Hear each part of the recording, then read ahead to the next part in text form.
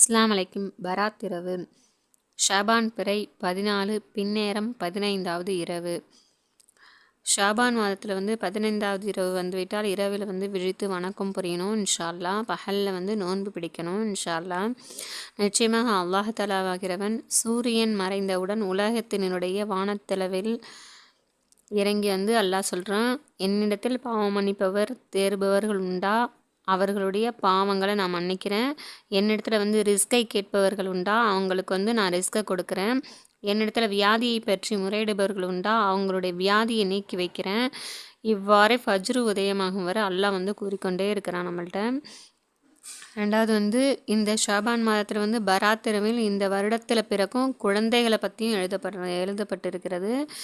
இந்த ஆண்டில் இறக்கும் மனிதர்களை பற்றியும் எழுதப்பட்டிருக்கிறது. இந்த இரவில் அடியார்கள் அமல்கள் அல்லாஹ்வின் சமூகம் உயர்த்தப்படுகிறது. இந்த இரவில் அடியார்களின் ரிஸ்க்குகள் இறக்கி வைக்கப்படுகின்றன.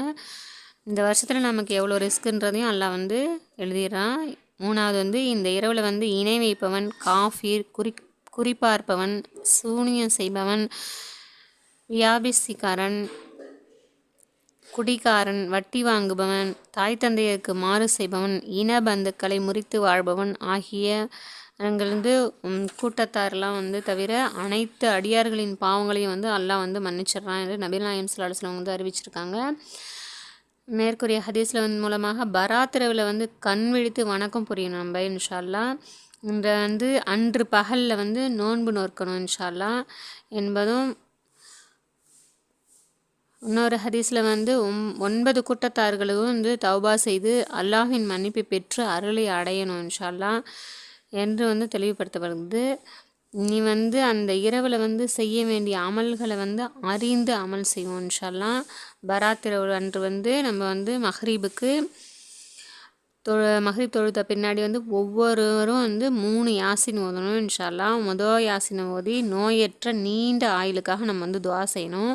2வது யாசினை ஓதி பலா முசீபத்து அகற்றப்பட்டு இரண பறக்கத்துக்காக நம்ம துஆ செய்யணும் இன்ஷா அல்லாஹ். 3வது யாசினை ஓதி மனிதருடைய தேவையாவதை அகற்றி மனிதர்கள்ட்ட கேட்காம குறைவற்ற நிறைவுடைய செல்வத்திற்காக அல்லாட்ட நம்ம ரிஸ்கை கேட்கணும், துஆ செய்யணும் இன்ஷா அல்லாஹ். கீழ்கண்ட 3 துவாவையும் மனமுருகி அழுது நம்ம அல்லாட்ட கேட்டோம்னா இன்ஷா அல்லாஹ் கண்டிப்பாக நமக்கு கிடைக்கும். மேலும் அன்றைய இரவில் தஸ்பீ நஃபில் தொழுகை 4 ரக்காய் தொழணும்.